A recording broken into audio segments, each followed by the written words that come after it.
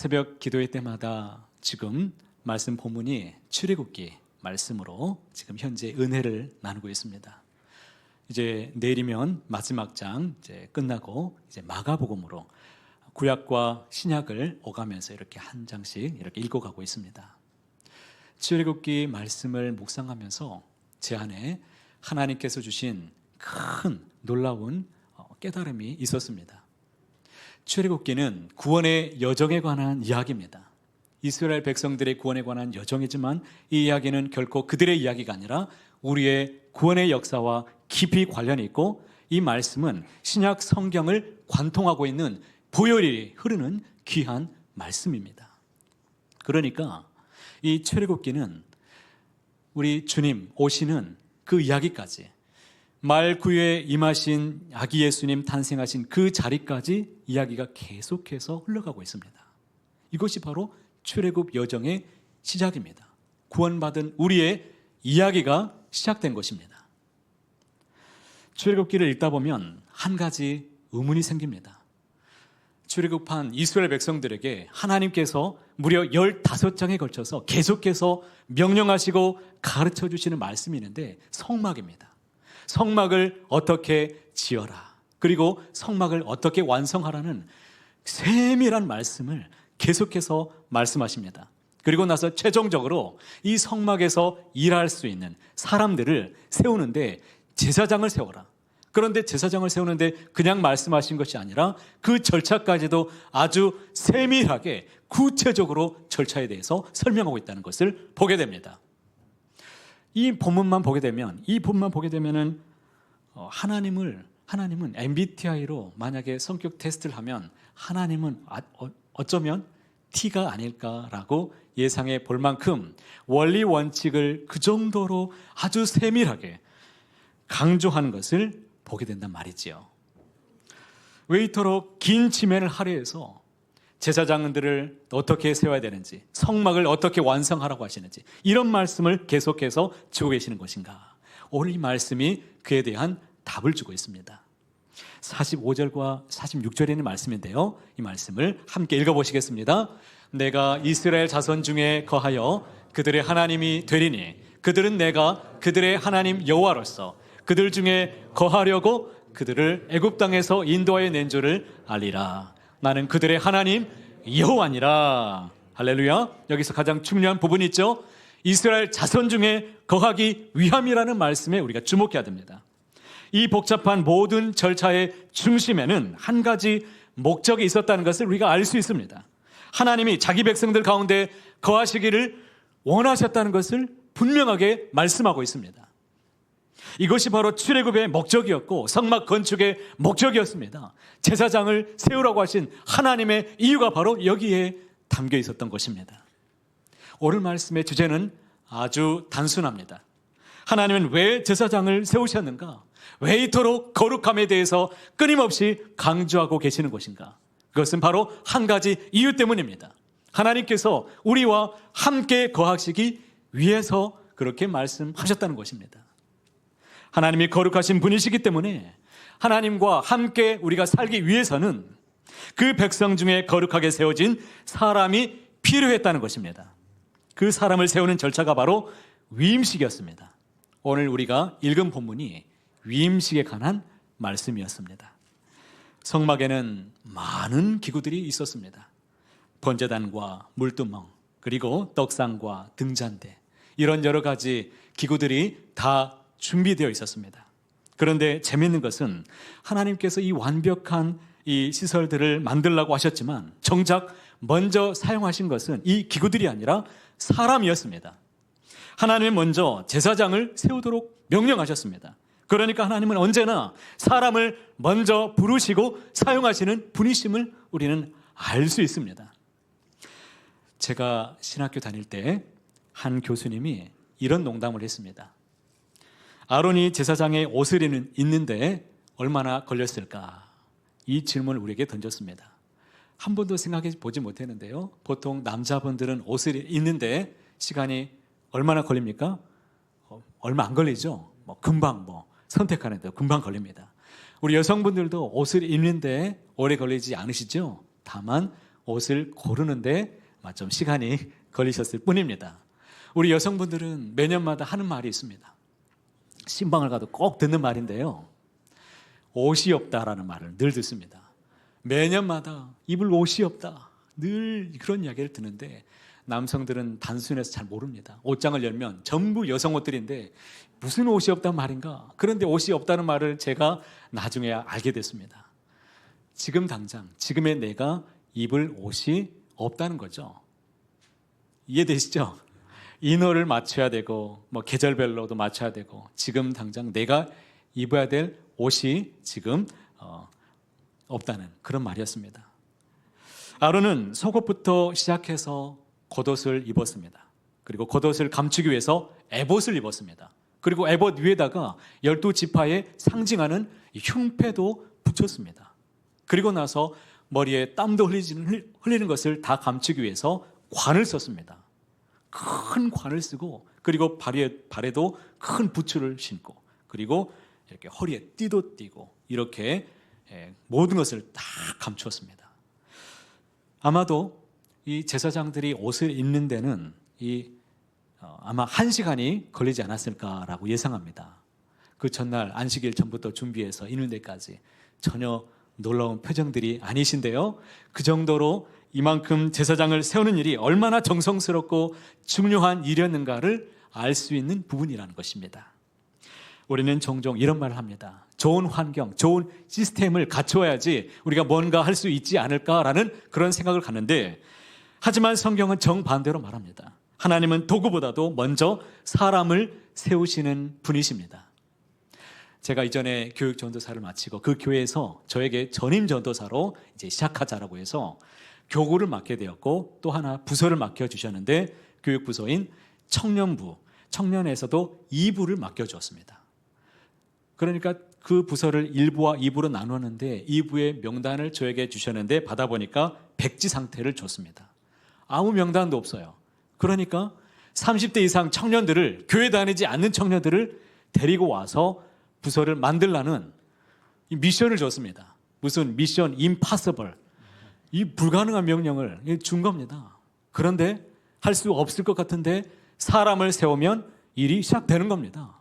하나님이 역사하시는데 그 부서가 청년 2부가 부흥이 됐습니다. 할렐루야. 나중에 얘기할게요. 믿음의 역사도 마찬가지입니다. 출애굽기는 모세라는 한 사람으로부터 시작되었습니다. 그리고 다윗 왕국은 다윗을 세우시는 긴 연단의 시간으로부터 시작되었습니다. 사도행전의 역사도 마찬가지입니다. 사도행전은 성령의 불을 받았던 제자들로부터 시작되었습니다. 제사장도 마찬가지입니다. 하나님께서는 먼저 사람을 부르시고 세우시는 그 일들을 우리 주님은 섬세하게 다루시는 분이십니다. 아론에게 거룩한 옷을 입혔습니다. 그리고 기름을 부어서 구별하는 그 순간에 그의 신분은 완전히 달라지게 되었습니다. 옷을 입히는 과정이 굉장히 상징적이고 중요합니다. 다 의미가 있습니다. 옷을 입힌다는 것은 이제 하나님께서 그의 인생에 새로운 정체성을 부여하신다는 것입니다. 완전한 새로운 정체성. 그리고 기름을 붓는다, 이것은 그가 하는 모든 일에 이제 사역에 하나님께서 능력을 주신다라는 의미입니다. 그리고 위임식은 어떤 의미가 있느냐? 이제 너는 내 것이다, 이제 너는 내 소유다 라는 하나님께서 인치시는 놀라운 선포였습니다. 이것은 우리의 삶에도 동일하게 적용이 됩니다. 우리는 교회에서 일할 사람, 부서 맡을 사람, 능력 있는 사람들을 찾습니다. 그런데 하나님께서 쓰시는 사람들은 능력 있는 사람, 말 잘하는 사람, 그리고 경험이 많은 그런 사람, 이런 사람들을 쓰시는 것이 아니라 하나님 앞에서 구별된 사람들을 하나님이 찾으신다는 것입니다. 하나님 앞에 구별되어 쓰임받게 되시기를 축복합니다. 오늘은 무슨 주일입니까? 임명주일입니다. 주님의 일을 하도록 세움받는 날이지요. 그러면 봉사자들만 위해서 제가 설교를 준비했는가? 그렇지 않습니다. 지금 우리는 예배자로 모여 있습니다. 만인이 제사장인 시대에 우리는 살아가고 있습니다. 저도 제사장이고 여러분들도 제사장입니다. 주님의 거룩한 옷을 입으시고 이 자리에 참여하셨습니다. 자, 우리는 예배자입니다. 예배라는 이 영어 단어가 이 서비스인데 우리는 다 봉사자입니다. 예배로 부름을 받았고 예배자로 이 시간에도 하나님 앞에 헌신하며 봉사하고 있는 사람들입니다. 우리 모두에게 주신 말씀으로 꼭 받게 되시길 바랍니다.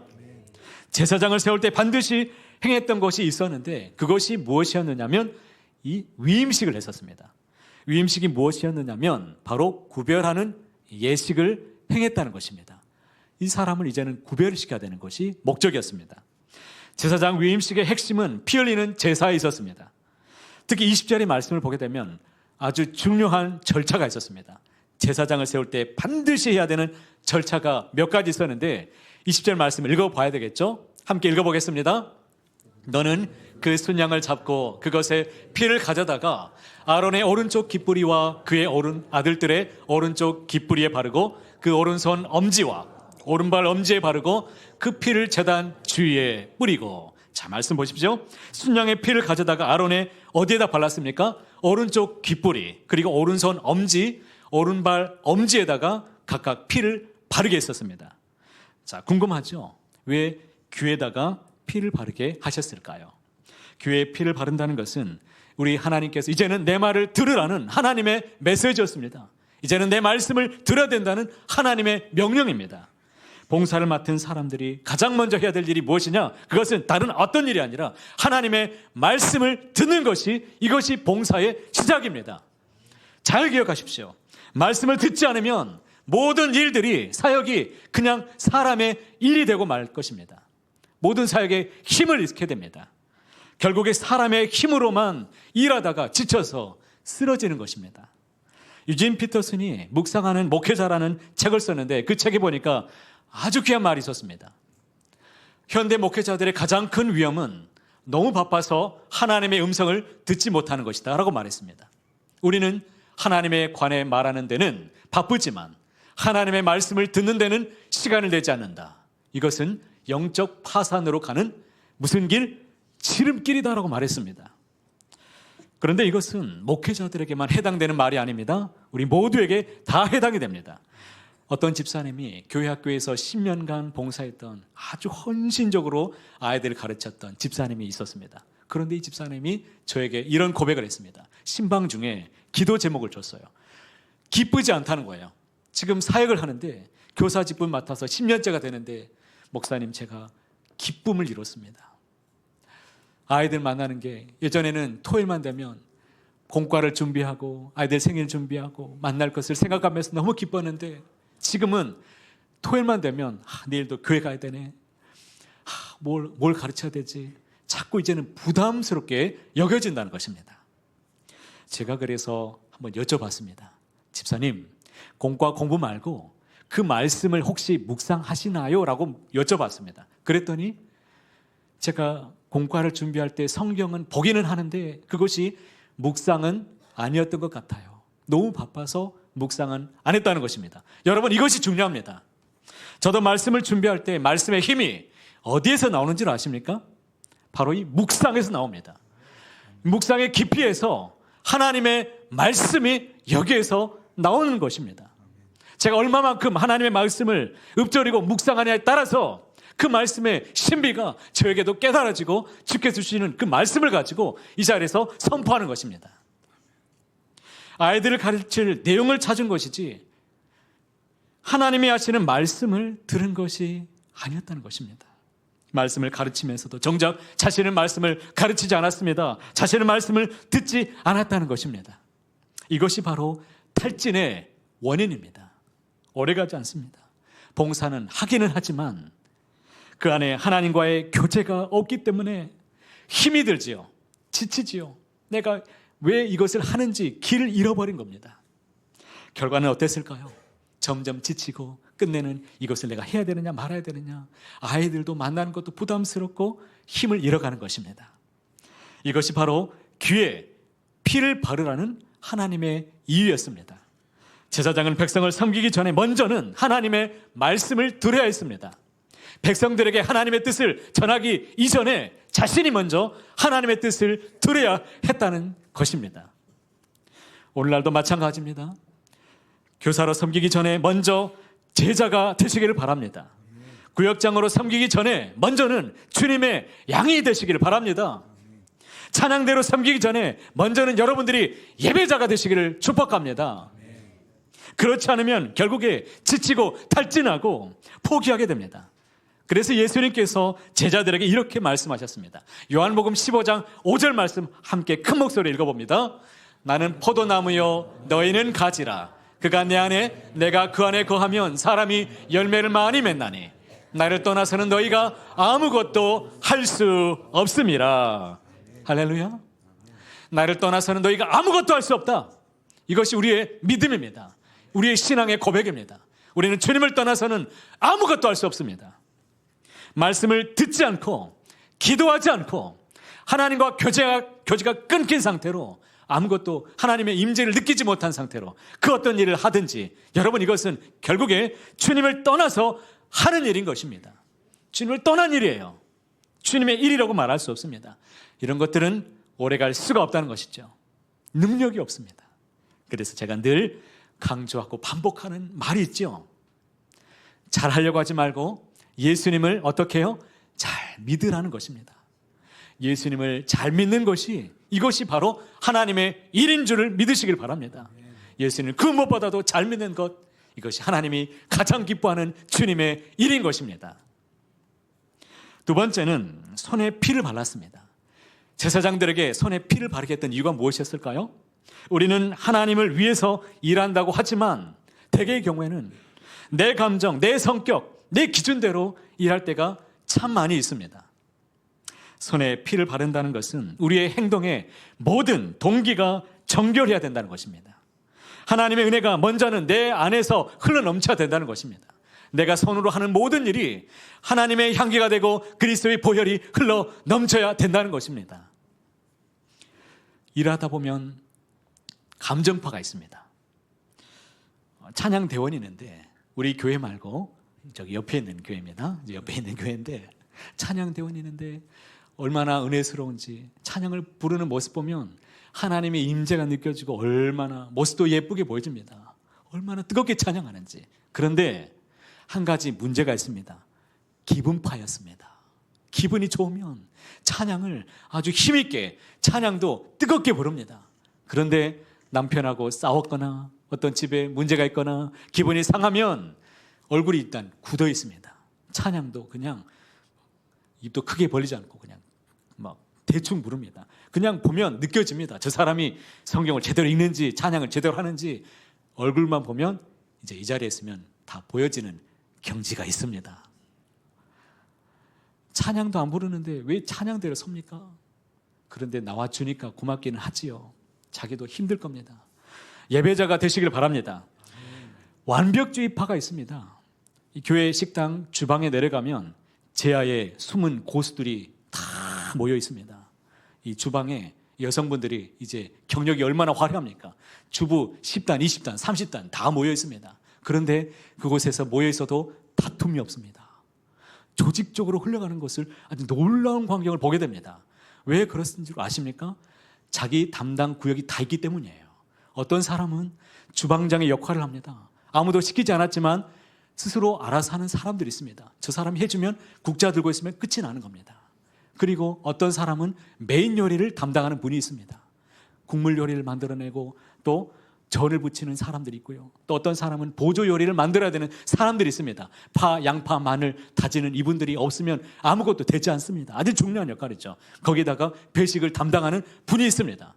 그런데 거기 가서 내 방식이 최고라고 여기면서 내 방식대로 안 한다라고 다른 사람들 인정하지 않으면 어떻게 되겠습니까? 난리가 나는 것이죠. 사역의 질은 높아질 수 있겠지만 사람들은 피곤해질 것입니다. 인정 요구파도 있습니다. 봉사 자체도 열심히 하지만 더 열심히 하는 게 있습니다.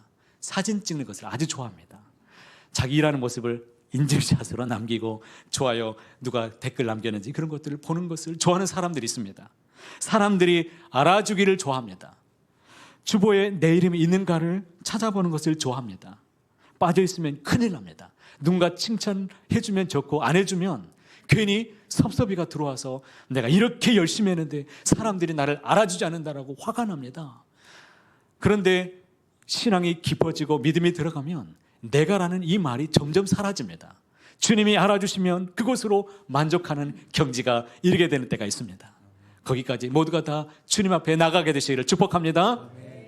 잠수파도 있습니다. 무슨 일만 있으면 잠수해서 안 보이는 분들이 있습니다. 연락을 해도 아니 어디 있는지 연락 좀 받으세요. 제발 연락 좀 받아주시기 바랍니다. 가끔씩은 그 잠수함을 폭발시키고 싶은 그런 때가 있습니다. 그 잠수함을 좀 폭발시켜야지. 토마스 아켄피스는 이런 말을 했습니다. 그리스도를 본받아라는 책을 썼는데 아주 귀한 말이 있습니다. 선한 일도 잘못된 동기로 하면 선하지 않다. 하나님을 위한 일도 자기 영광을 구하면 하나님의 일이 아니다라고 말했습니다. 여러분 동의하십니까? 자기 자신에게 한번 물어보시기 바랍니다. 내가 이 일을 왜 하는지, 하나님의 영광을 위해서 내가 이 일에 힘쓰고 있는지, 아니면 내 만족을 위해서 하고 있는지, 아니면 기분이 좋을 때만 내가 섬기고 있는지, 아니면 한결같이 주님 앞에 섬기며 나아가고 있는지, 사람에게 인정받으려고 하는 것인지, 아니면 오로지 하나님을 바라보면서 하고 있는 것인지를 항상 주님 안에서 자신을 바라보시길 바랍니다. 무엇보다도 하나님의 영광이 되시는 저 여러분 모두가 다 되시기를 간절히 소원합니다. 아멘. 발에 피를 바르는 이유 세 번째입니다. 발에 피를 발랐습니다. 그 이유는 무엇일까요? 하나님의 사람은 어디를 가든지 어디를 가느냐가 중요합니다. 발에 피를 바른다는 것은 우리의 발걸음이 내가 생각하고 말하고 내가 추구하고자 하는 모든 선택의 방향, 모든 것들이 그 걸음이 하나님의 기쁨이 되어야 되고 하나님의 뜻 안에 있도록 구별하는 의미가 담겨 있는 것입니다. 마라톤에서 가장 중요한 일 중에 원칙이 있습니다. 이 페이스를 잘 조절해야 됩니다. 처음부터 열심히 달리면 어떻게 될까요? 끝까지 완주를 못합니다. 그리고 정해진 코스대로만 달려야지 나중에 그 사람을 인정해 줍니다. 아무리 빨리 달려도 코스를 벗어나게 되면은 인정해 주지 않습니다. 그렇지 않겠습니까? 하나님은 우리가 얼마나 빨리 가느냐보다도 어디로 가느냐, 누구를 따라가느냐, 무엇을 위해서 하느냐, 이것을 더 중요하게 보신다는 것입니다. 발에 피를 바르는 이유가 바로 여기에 있었던 것입니다. 천천히 가도 좋습니다. 천천히 가더라도 하나님께서 원하시는 그 방향으로, 바른 방향으로 나가게 되시기를 주님의 이름으로 축복합니다. 이 모든 피의 절차는 결국에 한 분을 가리키고 있습니다. 누구를 가리킬까요? 예수 그리스도를 가리키고 있습니다. 히브리서 9장 12절 말씀을 우리가 함께 읽어보겠습니다. 염소와 송아지의 피로 하지 아니하고 오직 자기의 피로 영원한 속죄를 이루사 단번에 성소에 들어가셨느니라. 우리가 제사장처럼 이제는 귀와 손과 발에 피를 바르지는 않습니다. 그렇지만 우리는 이미 흘려진 그 피 위에 세워진 사람들입니다. 누구의 피에? 예수님께서 십자가의 상에서 단번에 흘리신 그 보혈의 그 피 위에 우리는 거룩함을 입게 된 사람들입니다. 우리의 귀가 거룩하게 되었습니다. 우리의 손이 깨끗함을 입게 되었습니다. 주님의 보혈로 우리의 발걸음이 이제는 구별되게 되었다는 사실입니다. 하나님께서 원하시는 최종적인 목적이 그러면 무엇인가? 이것은 오직 하나입니다. 하나님께서 구별 세우신 우리에게 이제는 하나님이 함께 거하시기를 원하신다는 것입니다. 46절에 있는 말씀을 제가 읽어보겠습니다. 그들은 내가 그들의 하나님 여호와로서 그들 중에 거하려고 그들 애굽 땅에서 인도해 낸 줄을 알리라.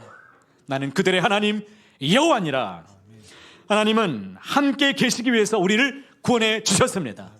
이것이 아주 중요합니다.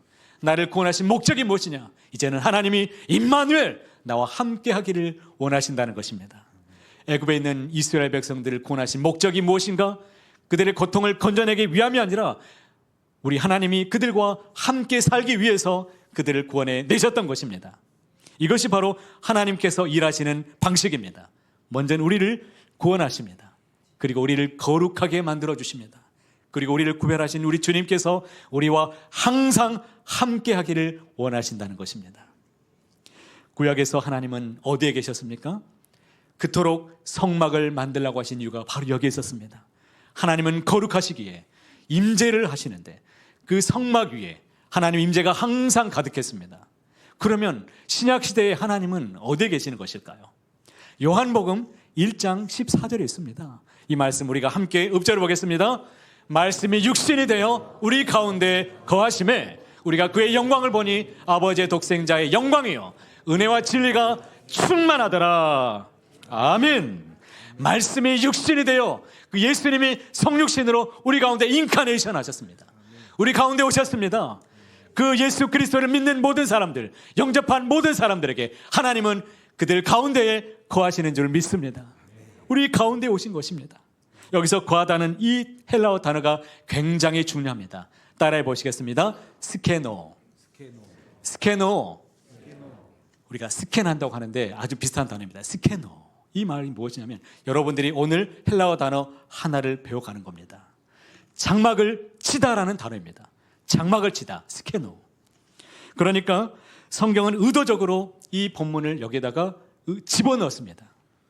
예수님이 바로 우리 가운데 오신 성막이라는 뜻입니다. 그러니까 이 말씀을 14절 말씀을 그대로 직역해 본다면 말씀이 육신이 되어 우리 가운데 성막을 치셨다라는 것입니다. 우리 예수님이 우리 가운데 거하시기 위해서 우리 안에 성막을, 성전을 지으셨다는 것입니다. 우리는 하나님의 성전으로 주님과 함께 거하는 사람들이 된 것입니다. 성막에서 보았던 그 하나님의 놀라웠던 임재와 영광이 그리스도 예수 안에서 우리가 충만하게 볼 수가 있는 것입니다. 하나님의 사랑을 알고자 원하신다면 예수님을 바라보면 그 사랑이 이제는 감동이 느껴지게 될 것입니다. 여러분, 성탄이 무엇입니까? 하나님께서 우리 가운데 거하시려고 직접 오신 사건입니다. 고린도전서 3장 16절의 말씀도 함께 읽어보겠습니다. 너희는 너희가 하나님의 성전인 것과 하나님의 성령이 너희 안에 계시는 것을 알지 못하느냐. 여러분, 이제부터는 하나님이 늘 거하시는 거룩한 하나님의 성전인 것을 믿으시고 거룩하게 구별되어 살아가게 되시기를 축복합니다. 그러면 오늘 우리는 어떻게 제사장처럼 우리가 살아가야 되느냐? 우리도 거룩한 옷을 이제는 입어야 됩니다. 무슨 옷을요? 거룩한 옷을 꼭 입게 되시길 바랍니다. 갈라디아서 3장 27절에 그래서 이렇게 말씀합니다. 누구든지 그리스도와 합하기 위하여 세례를 받은 자는 그리스도로 옷을 입었느니라. 저와 여러분은 그리스도로 옷을 입은 사람들입니다. 우리는 예수님을 믿는 그 순간에 거룩한 옷을 입고 살아가는 사람들입니다. 여러분에게 한번 여쭙겠습니다. 여러분은 하나님 앞에 귀하게 쓰임받기를 원하십니까? 정말 여러분의 자녀가 주 앞에 쓰임받기를 원하십니까? 그렇다면 세 가지를 꼭 기억하십시오. 귀에 예수님의 보혈을 바르시길 바랍니다. 이제는 내 손으로 하는 모든 일이 귀에 이제는 주님의 보혈을 바르시고 무엇보다도 주의 말씀을 가까이 하시고 말씀을 듣는 주의 백성 되시기를 축복합니다. 하나님을 그 무엇보다도 사랑하시기 바랍니다. 예배를 최우선순위에 두시고 예배를 섬기시는 주님의 백성 되시기를 축복합니다. 두 번째는 우리의 손에 이제는 주님의 보혈을 바르십시오. 손으로 하는 모든 일에 하나님의 영광이 다 임하기를 축복합니다. 내가 마음으로 생각하는 모든 일들이 주님의 기쁨이 되기를 원합니다. 세 번째는요, 우리의 발에 이제는 주님의 보혈을 바르십시오. 내가 생각하고 말하고 걸어가는 모든 발걸음이 하나님의 기쁨이 되기를 원합니다. 사랑하는 성도 여러분, 이제 말씀을 맺겠습니다. 신앙의 핵심은 결국에 하나님과 함께 하심에 있습니다. 임마누엘, 우리 주님이 우리와 함께 하기 위해서 우리에게 찾아오셨습니다. 오늘 우리는 예배 가운데 주님을 만나고 있습니다. 예배 이후에 이 성전 밖에 나가셔서도 가정에서, 직장에서 모든 순간에 우리 주님을 날마다 만나는 역사가 있기를 바랍니다. 주님의 성전 가운데 임하신 주님을 날마다 모시고 믿음으로 살아가셔서 여러분의 손과 발이 주님의 임재가 가득한 손, 주님의 복음이 전파되는 그 거룩한 손, 주님이 쓰시는 복된 손길 다 되실 수 있기를 높으신 주님의 이름으로 간절히 소원합니다.